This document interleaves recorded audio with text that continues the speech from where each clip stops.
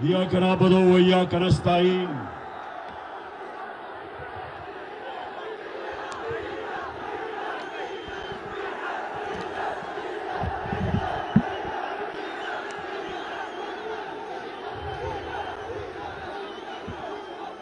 कनक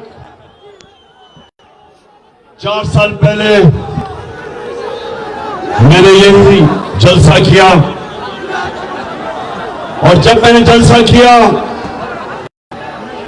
मैंने जब करक के नौजवानों का जज्बा और जुनून देखा तो मुझे पूरा इत्मीनान था कि हमारा जो ये नौजवान शायद खटक के इलेक्शन जीत जाएगा। करक, आज मैं आपके पास एक बड़ी वजह से आया हूं। ना करो ये। एक वजह से आया हूं कि हमारे मुल्क में एक बैरूनी साजिश के तहत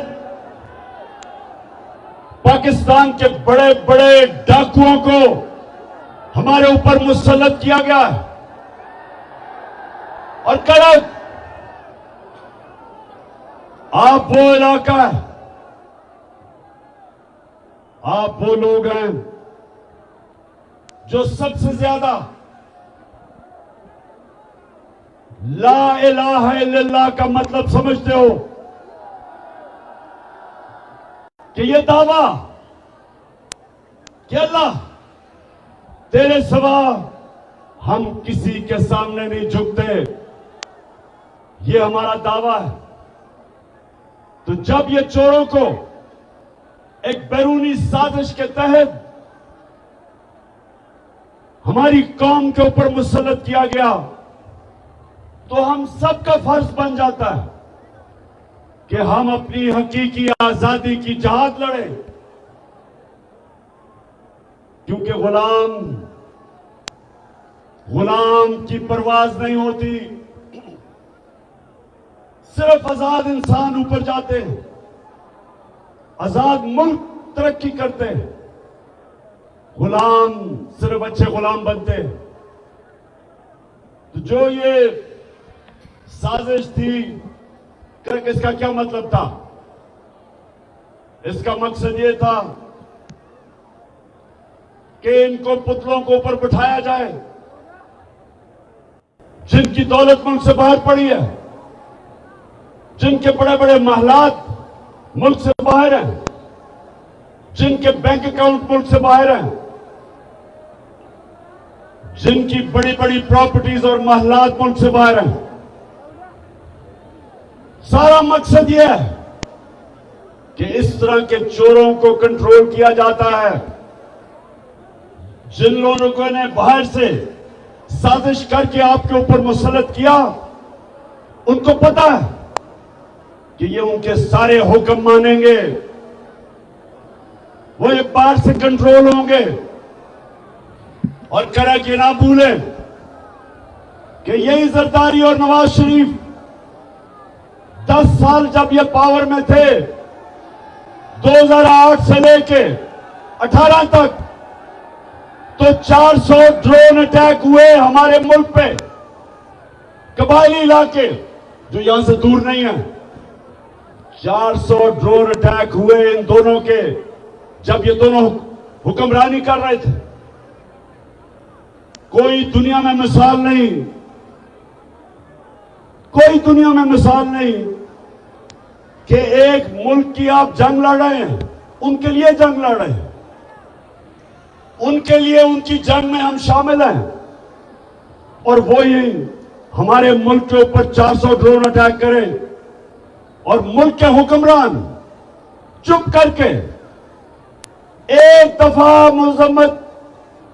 दफा उनकी मजम्मत ना करें, प्रोटेस्ट ना करें, एहतजाज ना करें, बल्कि उनके साथ मिलके इन्होंने हमारे मुल्क के ऊपर 400 ड्रोन अटैक करवाए, क्योंकि उनके गुलाम हैं, पैसे बाहर पड़े हैं इनके, और जिधर इनके पैसे पड़े हैं वो कंट्रोल करते हैं इनको। इसलिए ये साजिश के तहत इनको हमारे ऊपर मुसल्लत किया गया। और ये जो आए हैं, इनका मकसद मुल्क की ना महंगाई कम करना था, ना मुल्क की तरक्की करवानी थी। इनका सिर्फ एक मकसद था, एक मकसद है।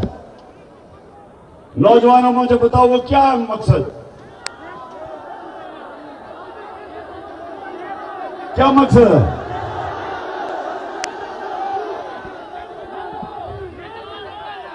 एक मकसद है कि जो इन्होंने पिछले 10 साल मुल्क को लूटा, अब वो चोरी जो अरबों रुपए के केसेस थे, 1100 अरब रुपए के केसेस थे इनके ऊपर, 1100 अरब रुपया उसको माफ करवाना था, एनआरओ लेना था। इन्होंने एनआरओ लेना था और जिन्होंने बैरूनी साजिश की वो इनको पुतला बना के कंट्रोल करना चाहते थे ताकि पाकिस्तान को कंट्रोल किया जाए। इसलिए करक नौजवानों, आपने मेरा साथ देना है और मैंने इनका मुकाबला करना है। मेरी नजर में एक दफा ला इलाहा इल्लल्लाह आपके दिल में चला जाता है, आप कभी भी किसी की गुलामी नहीं करते। इन चोरों की गुलामी से करने से बेहतर मर जाना है। अमेरिकनों के गुलामों की गुलामी करने से बेहतर है कि इंसान जिंदा ही ना रहे। इसलिए मैं इनका मुकाबला करूंगा। और नौजवानों, आपने मेरे साथ चलना है। हाथ उठा के बताएं मुझे नौजवानों।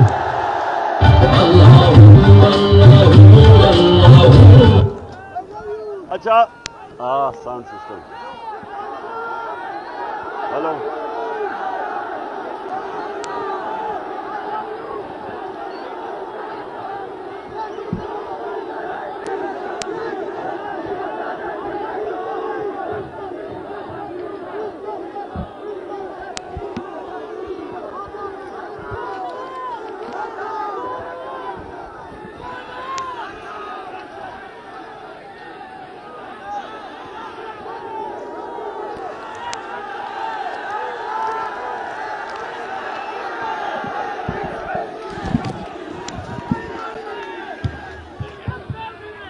हाँ जी, बड़े मौके पे साउंड गया। नीचे आ जाओ, नीचे आ जाओ, गिर जाओगे। अच्छा सुनो, करक। अच्छा, किसी ने अपने मोबाइल फोन के ऊपर वो जो क्राइम मिनिस्टर शहबाज शरीफ की टेप सुनी है? अब ये जरा मैं अपनी कौम को बताना चाहता हूं कि मेरा मौला अल्लाह सच का खुदा है, अल हक है। उसका वादा है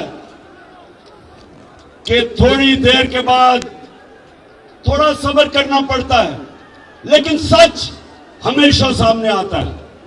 अब वो क्या चीज उसमें टेप में आई? इसमें 3 चीजें खास तौर पे सामने आई। पहली चीज कि मरियम का दामाद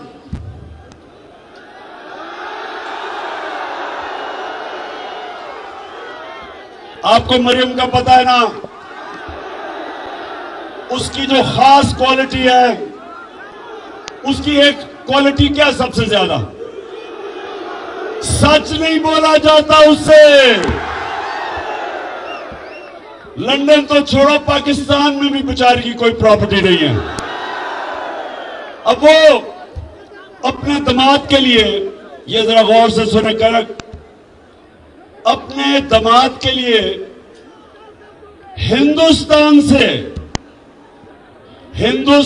से पावर प्लांट की मशीनरी पाकिस्तान इंपोर्ट करवा रही थी, आधी आ गई है और आधी सिफारिश कर रही है कि वो आधी मशीन भी मेरे दामाद के पास ले आओ, क्योंकि उसके पास भी लंदन तो छोड़ो, पाकिस्तान में भी बेचारे के पास कोई प्रॉपर्टी नहीं है। तो इससे दो चीजें सामने आती हैं, एक नाजायज काम कर रही है, आते साथ ही इक्तदार के जरिए जात को फायदा करवाना, इसको करप्शन कहते हैं। करप्ट नौजवानों, जब भी कोई भी इक्तदार में बैठ के अपने जात को फायदा करवाता है, इसको करप्शन कहते हैं। आप इक्तदार में आके अपनी जात को फायदा नहीं करवा सकते, आप अवाम का फायदा करवाते हैं, अपना नहीं करवाते। तो सबसे पहले तो अपने दामाद का फायदा करवाने के लिए हिंदुस्तान से मशीनरी इंपोर्ट कर रही है। इससे ज्यादा बड़ी चीज कि हमने हिंदुस्तान से तजारत बंद क्यों की थी, मेरी हुकूमत ने की थी। क्यों की थी? क्योंकि हिंदुस्तान ने इंटरनेशनल कानून तोड़ा, यूनाइटेड नेशन सिक्योरिटी काउंसिल की रेजोल्यूशन के खिलाफ जाते हुए कश्मीरियों का जो स्पेशल स्टेटस था, स्टेटहुड, 5 अगस्त 2019 को उन्होंने वो खत्म कर दिया। उन्होंने कश्मीरियों का जो हक था कि वो अपनी जिंदगी का फैसला करें, रेफरेंडम या प्लेबिसाइट के जरिए, ये यूनाइटेड नेशंस सिक्योरिटी काउंसिल ने कश्मीर के लोगों को हक दिया था। ये इंटरनेशनल कम्युनिटी ने कश्मीर के लोगों को हक दिया था कि वो फैसला करें कि वो हिंदुस्तान के साथ रहना चाहते हैं या पाकिस्तान के साथ। तो 2019 5 अगस्त को हिंदुस्तान ने यूनाइटेड नेशंस की सिक्योरिटी काउंसिल की रेजोल्यूशन की खिलाफ वर्जी की और उनका स्टेटहुड ले लिया। तब हमने तजारत बंद की, इसलिए हमने बंद की। अब ये हुकूमत, इंपोर्टेड हुकूमत, अब ये आके कोशिश कर रही है वो तजारत खोलने की, और अभी खुली नहीं है। लेकिन मरियम का दामाद गैर कानूनी तौर पे मशीन हिंदुस्तान से ले रहा है। तो सबसे पहले तो ये समझ जाओ, मेरे पाकिस्तानियों समझ जाओ कि इनके लिए इनका खुदा सिर्फ पैसा है, ये ला इलाहा इल्लल्लाह नहीं है। इनके लिए पैसा खुदा है। पैसे के लिए कश्मीरियों का भी उनकी कुर्बानियों को ये नजरअंदाज कर सकते हैं। उनकी लाख कश्मीरी शहीद हो चुके पिछले 30 साल में, लेकिन इनको नहीं परवाह, क्योंकि इनको सिर्फ पैसा नजर आता है। दूसरी चीज वाज़ेह हो जाए कि इक्तदार में सिर्फ पैसा बनाने आते हैं। जब भी ये इक्तदार में आए, मुल्क के कर्जे बढ़ गए और इनकी दौलत बढ़ गई, मुल्क मकरूज हो गया, ये और इनका सारा खानदान अरबोपति बन गया। और तीसरी चीज से ये भी पता चलती कि यहां चले एक आदमी करप्शन कर, नवाज शरीफ ने बड़ा पैसा बनाया, लेकिन मुसीबत यह है कि इनका इतना बड़ा टब्बर है, वो सारे पैसे बनाने पे लगे हुए हैं। बेटे पैसे बनाने के लिए, दोनों बेटे नवाज शरीफ के आज लंदन में बैठे हैं और कहते हैं हम पाकिस्तान के शहरी नहीं हैं, हम तो बरतानिया के शहरी हैं। तो करे कि क्यों कहते हैं? बताइए क्यों कहते हैं? बाशऊर करे के लोगों बताओ, ये क्यों कहते हैं हम पाकिस्तान के शहरी नहीं हैं?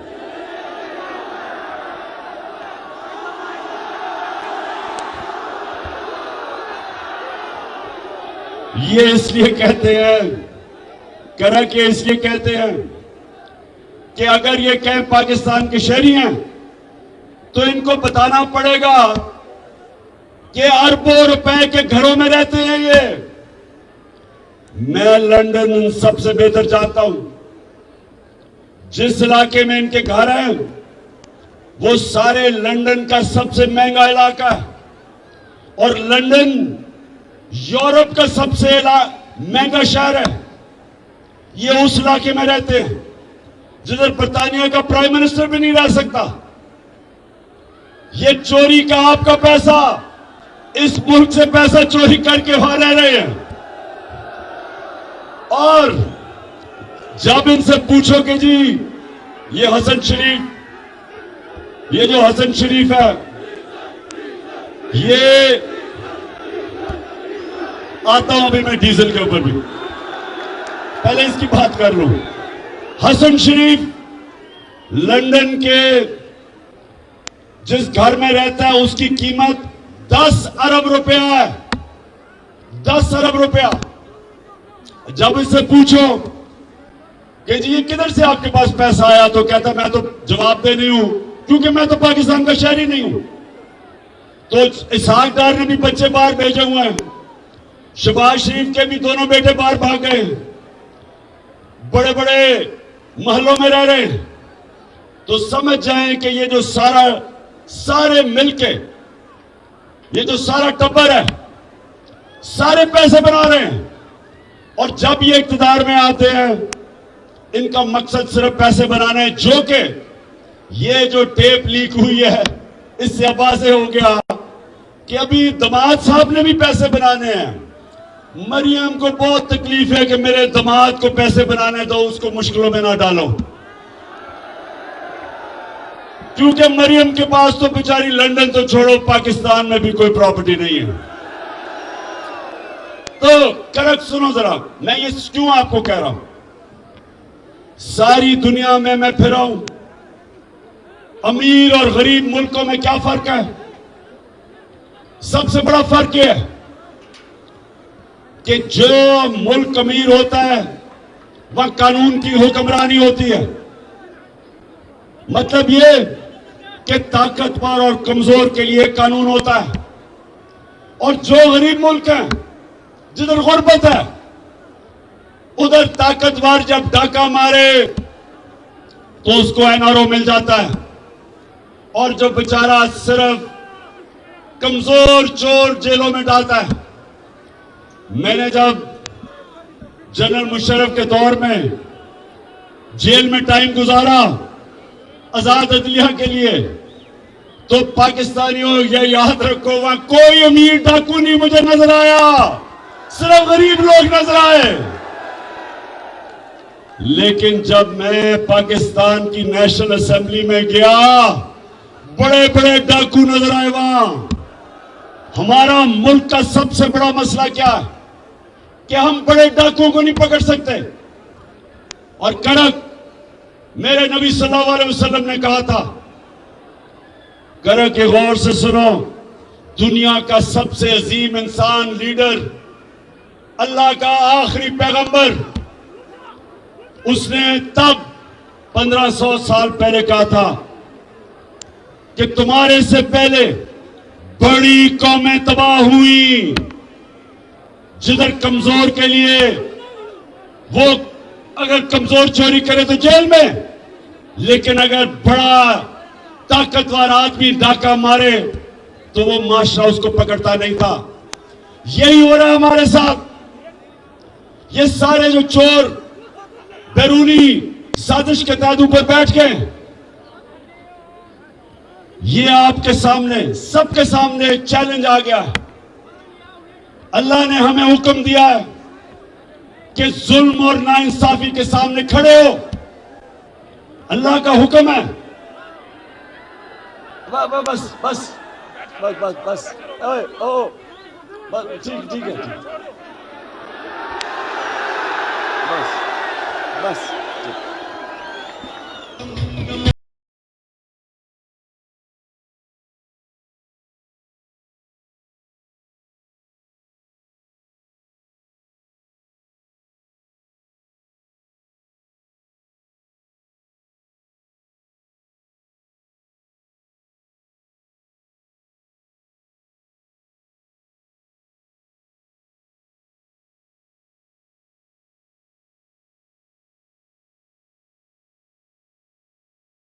शुक्र अल्लाह ने पाकिस्तानी कौम को चैलेंज फेंका, हमें चैलेंज फेंका उसने कि ये जो साजिश के तहत इस मुल्क के बड़े बड़े डाकुओं को, जिसमें से 60% कैबिनेट के अंदर जो लोग हैं वो जमानत पे हैं, करप्शन की जमानत पे हैं, जो टोटल केसेस ये माफ करवा रहे हैं।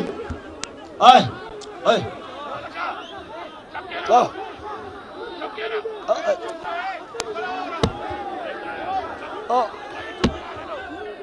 बस बस बस बस बस बस सुने सुने सुने करक छोड़ दें आप इसको। बड़ी पता नहीं फिर कब मेरी मुलाकात होती है आपसे, तो सुने जरा, 4 साल के बाद आया हूं आपके पास। करक ये जो मैं हकीकी आजादी की तहरीक चला रहा हूं, मैं सारे पाकिस्तान जा रहा हूं और मेरी कोशिश है कि मेरी कौम इस फैसला कुन वक्त पे खड़ी हो। ये जो भी समझता है कि ये चोरों की हम गुलामी कबूल कर लेंगे, जो मर्जी बैरूनी ताकत या अंदरूनी जो भी लोग समझते हैं, किसी गलत फहमी में ना रहो। ये कौम फैसला कर बैठी है। मैं जिधर जिधर गया हूं, मेरी कौम आज तैयार है। मेरी कौम तैयार है निकलने के लिए। और मैंने अपनी कौम को, सारी कौम को बताया कि मेरी कॉल की इंतजार करो। कप्तान अब एक ऐसी प्लानिंग कर रहा है, 25 मई को हमने जब 25 मई को एक पुरअमन एहतजाज के लिए इस्लामाबाद निकले, तो इन्होंने हमारे ऊपर जुल्म किया और तशद्दुद किया। इन्होंने लोगों को जेलों में डाला, औरतें, बच्चे, फैमिलीज के ऊपर शेलिंग की। इन्होंने रात के 2-2 बजे तक, रात के अंधेरे में घरों के अंदर घुस गए पंजाब में। हमारे वर्कर्स को पकड़ के ले गए, ख्वातीन को, बच्चों को डराया। और जिस तरह की शेलिंग की इस्लामाबाद में और लिबर्टी चौक में, लाहौर में, इसकी कोई मिसाल नहीं मिलती कि फैमिलीज के ऊपर उन्होंने शेलिंग की। तो अब मैं तैयारी कर रहा हूं। मेरा प्लान है, वो जो मुजरिम कातिल राना सनाउल्लाह, उसका भी प्लान है, और शहबाज शरीफ का भी, और मेरा भी प्लान है। और इंशाल्लाह आप ये देखेंगे कि ये जो अब हमारी वारदात होगी इस्लामाबाद पे, ये आखिरी होगी और फैसला कौन होगी। लेकिन मेरे नौजवान जरा सुने, क्योंकि मेरी कौम गैरतमंद है, मेरे लोग तकड़े हैं, हमारी कौम ताकतवर है। हमारे लोग अल्लाह में मानने वाले हैं। हमारे वो लोग हैं, हर मुश्किल वक्त पे कौम खड़ी हो जाती है। लेकिन ऊपर हमारे बैठे हैं वो लोग, आपने पता नहीं, खैर आपने तो नहीं देखा होगा, अभी शहबाज शरीफ न्यूयॉर्क गया हुआ है, उधर इसने एक इंटरव्यू दिया, एक औरत के सामने इंटरव्यू दिया, और इतनी मुझे शर्म आई कि पाकिस्तान का प्राइम मिनिस्टर औरत के सामने कह रहा है कि खुदा के वास्ते हमें पैसे दे दो कि पाकिस्तान तबाह हो जाएगा अगर पैसे ना दिए, हम अपने कर्जों की किस्तें वापस नहीं कर सकेंगे। उसको कह रहा है औरत को। मैं देख रहा हूं वो भी घबराई हुई है कि ये क्या कह रहा है। मुल्क का प्राइम मिनिस्टर, वो तो एक टीवी एंकर थी, उसे कहता है कि आप दुनिया को पैगाम दे कि हमारा मुल्क तबाह हो गया और हम कर्जे नहीं वापस कर सकते। मैं इसलिए अपनी कौम के सामने आज ये भी कहना चाहता हूं कि देखें,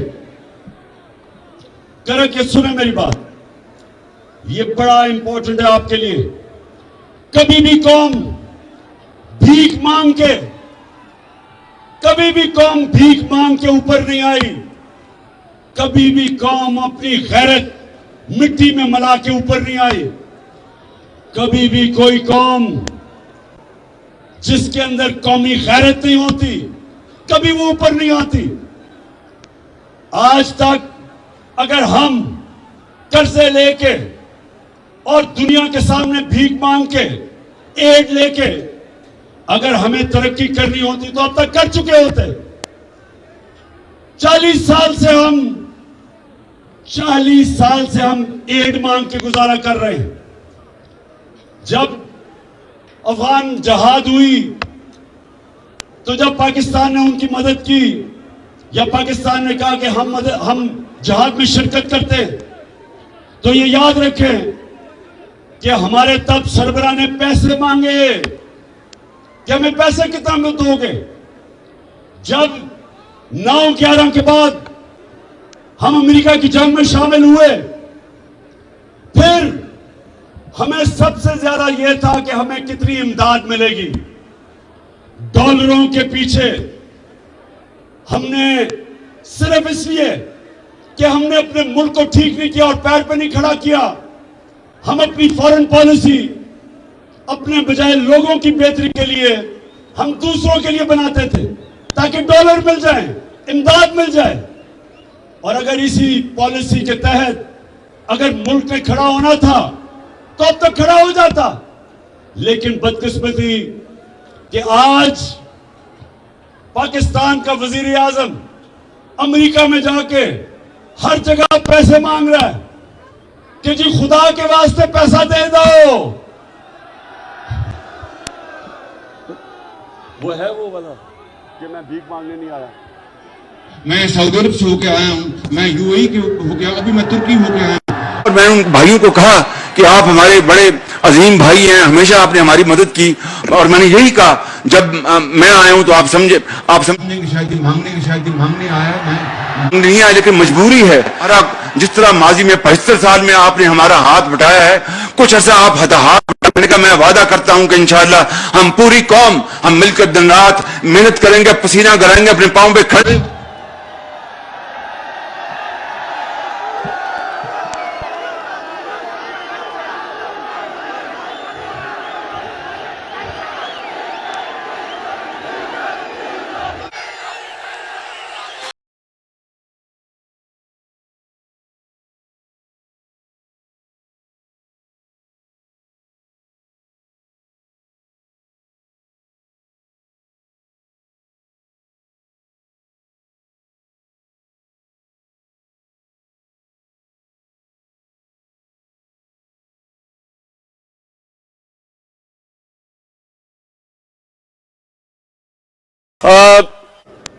कहता 75 साल से आप हमारी मदद कर रहे हैं।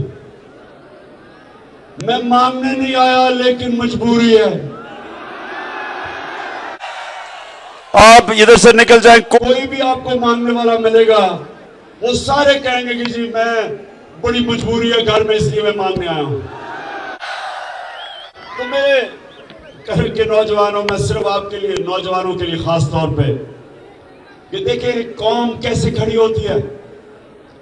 खुददारी से कौम फैसला करती है कि हमने अपने जोर पे हम अपनी दौलत में इजाफा करेंगे और मुश्किल वक्त में खर्चे कम करेंगे। जिस तरह एक घर होता है, एक घर में मुश्किल वक्त आ जाता है, घर पे कर्जे चढ़ जाते हैं, तो वो घर क्या करता है? सारे घर के अफराद मेहनत करते हैं, मजदूरी करते हैं, सब पैसा इकट्ठा करते हैं, खर्चे कम करते हैं और फिर अपनी आमदनी बढ़ा के अपने पैर पे खड़े हो जाते हैं। लेकिन अगर एक घर के लोग बार बार जाके लोगों के सामने भीख मांगते रहें और अपने पैर पे ना खड़े हो, वो अपनी इज्जत भी गवा देते हैं, अपनी आजादी भी गवा देते हैं। और अपनी गैरत भी गवा देते। इसलिए जो पाकिस्तान हम चाहते हैं, यहां से तो कोई लौटा नहीं हुआ यहां? अच्छा, कौन लौटा हुआ था पख्तूनख्वा से?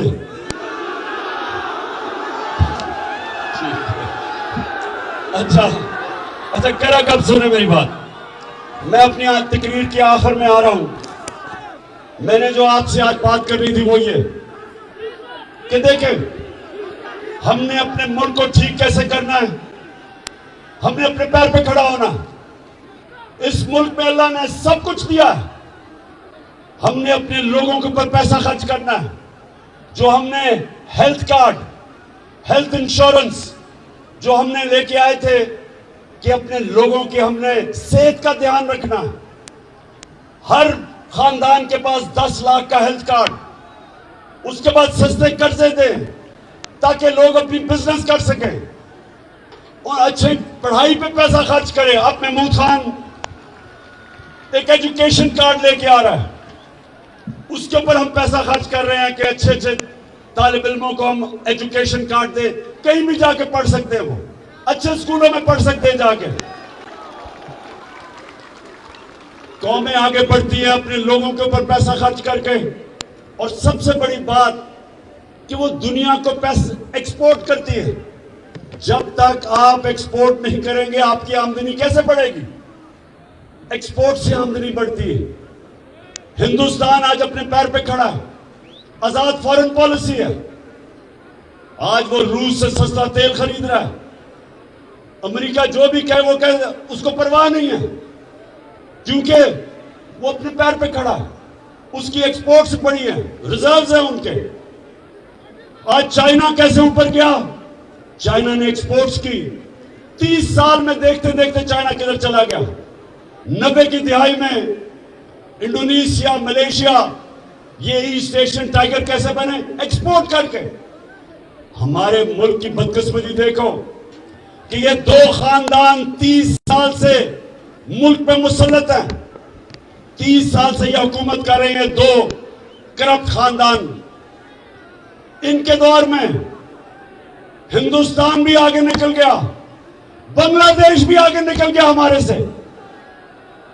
वो बांग्लादेश जो एक वक्त पे हम अपने ऊपर बोझ समझते थे जब वो ईस्ट पाकिस्तान था, वो भी आगे निकल गया, क्योंकि हमने कभी आगे का सोचा नहीं, कभी हमने आमदनी बढ़ाने का नहीं सोचा।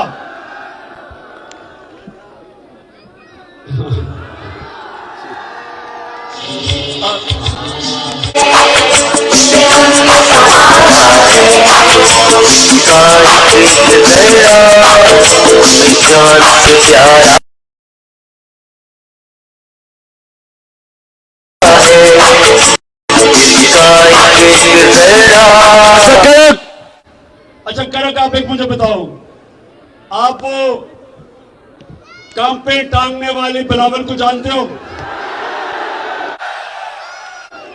अभी अमेरिका में वो इंटरव्यू दे रहा था, तो उनको कहता कि जो इमरान खान है वो तो अपना आर्मी चीफ भी बनाना चाहता है, अपना आईएसआई चीफ भी बनाना चाहता है। बिलावल, तुमने अगर जिंदगी में 1 घंटा भी काम किया होता तो इससे ज्यादा अकल की बातें करते।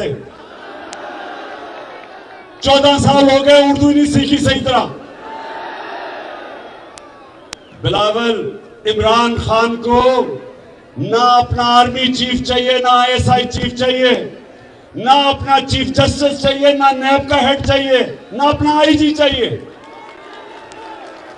इमरान खान को मेरिट पे ये लोग चाहिए, मेरिट चाहिए। लेकिन तुम्हारा प्रॉब्लम क्या? बिलावल, जो तुम्हारा बाप जरदारी, उसको मेरिट के मतलब ही नहीं पता। अगर उसको मेरिट का मतलब पता होता तो आज तुम्हारी जगह एतजाज आसन को लगाया होता, जो एक मंझा हुआ सियासतदान है, पढ़ा लिखा पॉलिटिशियन। उसका और तुम्हारा क्या मुकाबला था? और अगर मेरिट होता तो तुम्हारा सारा टब्बर आज इक्तदार में ना होता। और अगर मेरिट होता तो ये शरीफ खानदान का इतना बड़ा टब्बर सारे इक्तदार में, सारे अच्छा रिश्तेदार भी, वो भी इक्तदार में, इसहाक डार वो भी रिश्तेदार बन गया है। अब ये भी रिश्तेदार है मरियम का दामाद, जिसके लिए ये हिंदुस्तान से मशीनरी बुलाई जा रही है गैर कानूनी तौर पे। और दूसरी चीज, और मरियम क्या कहती कि ग्रिड स्टेशन बता दो मेरे वो दामाद की हाउसिंग सोसाइटी में। Grid station correct. Grid station का मतलब हर हाउसिंग सोसाइटी को अपना ग्रिड स्टेशन बनाना पड़ता है। ये कह रही है कि सरकारी तौर पे बना दो। सरकारी तौर का मतलब कि आपके टैक्स के पैसे से बना दो। और एक ग्रिड स्टेशन मैं तो नहीं जानता, कम से कम 70-80 करोड़ का तो आता होगा। 70-80 करोड़ का फायदा करवा दो मेरे दामाद को आपके पैसे से। तो इन दो खानदानों को तो मेरिट का मतलब ही नहीं पता। मेरिट, आज तक 10 साल पाकिस्तान का कप्तान रहा हूं, किसी टीम से पूछो कि मेरिट के ऊपर सिलेक्शन इमरान खान करता था या नहीं। शौकत खाना में पूछो, इंटरनेशनल स्टैंडर्ड का अस्पताल है, क्या मेरे कोई रिश्तेदार है वहां? नमल यूनिवर्सिटी देखो, मेरिट पे चलती है। आज तक कोई इदारा दुनिया में मेरिट के अलावा नहीं कामयाब होता। और ये दो खानदान, इनको मेरिट का मतलब नहीं पता। और इंशाअल्लाह हम सारे मिलकर इस मुल्क पे इलेक्शन की तरफ जाएंगे और इन इलेक्शन के बाद हमेशा के लिए ये जो दो माफिया, जरदारी माफिया और शरीफ माफिया, इंशाअल्लाह हमेशा के लिए इनको पाकिस्तान की पॉलिटिक्स से इलेक्शन के बाद शिकस्त देंगे, इलेक्शन से शिकस्त देंगे।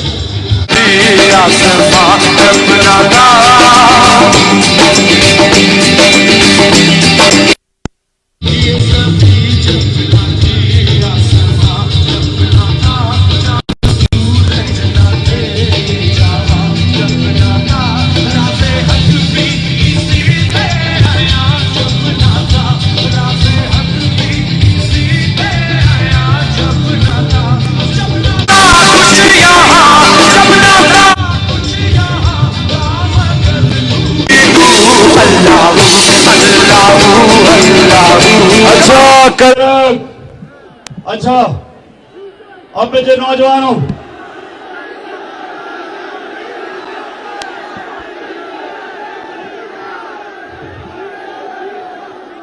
अच्छा मेरा प्लान क्या है सिलेक्शन में? मुझे 3 विकेटें नजर आ रही हैं, 3। एक है बड़ी मुल्क की बीमारी जरदारी, एक है चेरी ब्लॉसम शहबाज शरीफ, क्योंकि शहबाज शरीफ की खासियत पता क्या है? वो जब बूट देखता है वो पॉलिश करने शुरू कर देता है।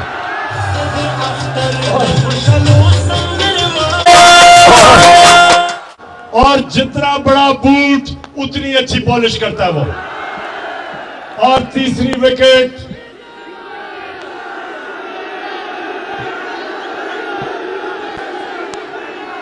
बड़ी देर से मैं देख रहा हूं इस तीसरी विकेट की तरफ भी, और ये बीच वाली विकेट है। और इंशाल्लाह इसके लिए वो जो मैंने इन स्विंगिंग यॉर्कर तैयार किया हुआ है, देर करके स्विंग करेगा लेकिन बीच वाली विकेट इंशाल्लाह लेके जाएगा। अब फजल रहमान ने किया क्या? आते साथ ही अपने बेटे को उस मिनिस्ट्री पे बिठाया है, NHA पे, जिधर सबसे ज्यादा पैसा बनता है। मैंने कहा फजल रहमान कम से कम चलो कोई दीनी काम ही करके चले जाओ। कोई जो हमने इतनी मेहनत से रहमतुल आलमीन अथॉरिटी बनाई थी, हमने बड़े बड़े दानिशवर और स्कॉलर्स को बिठा के एक रहमतुल आलमीन अथॉरिटी बनाई थी। वो क्यों? क्योंकि मैं चाहता था कि मेरी कौम को मेरे नबी सल्लल्लाहु अलैहि वसल्लम की जिंदगी का पता हो, स्कूलों में बच्चे पढ़ें ताकि उनके कैरेक्टर उठे, ताकि वो मेरी नबी सल्लल्लाहु अलैहि वसल्लम की जिंदगी से सीखे, उनकी सीरत से। इसलिए हमने अथॉरिटी बनाई थी कि लोगों का कैरेक्टर हो।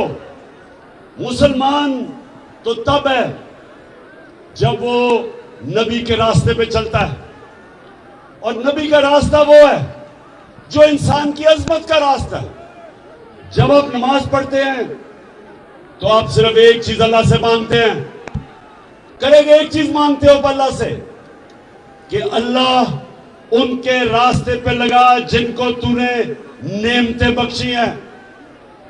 तो सबसे ज्यादा नेमतें अल्लाह ने किसको बख्शी हैं? किसको बख्शी हैं? हमारे नबी सल्लल्लाहु अलैहि वसल्लम को। हम उनका रास्ता मांगते हैं, और इसलिए हमने ये अथॉरिटी बनाई थी ताकि मेरे बच्चों को, मेरे नौजवानों को पता चले कि दुनिया की तारीख का कितना बड़ा इनकलाब आया था मदीना में।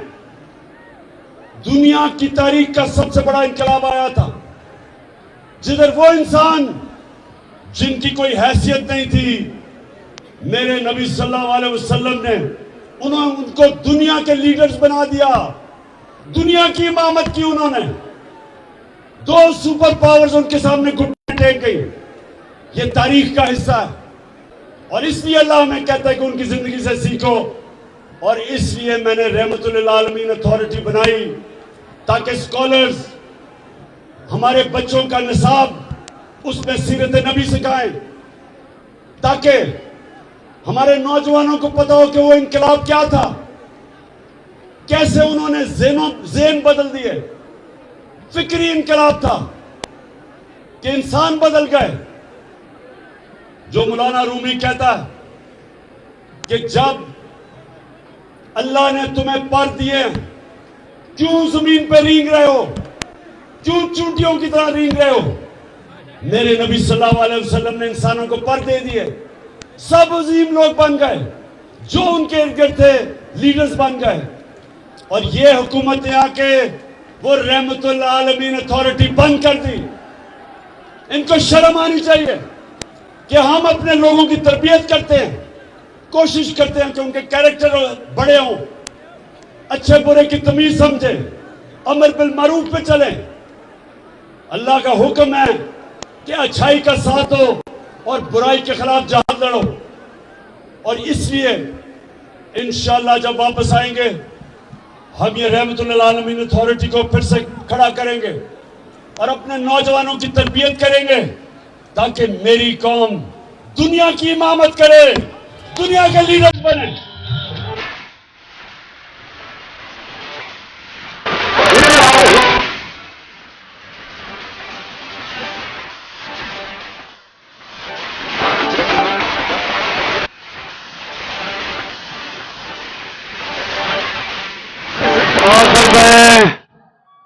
मैं आपके जज्बा और जुनून को आज सलाम करता हूं।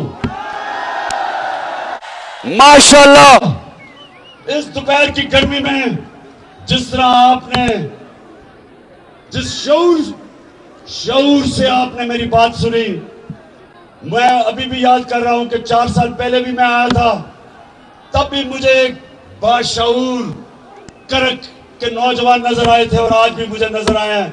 मैं आपका शुक्रिया अदा भी करता हूं, आपको सलाम करता हूं। अल्लाह अल्लाह अल्लाह अल्लाह अल्लाह।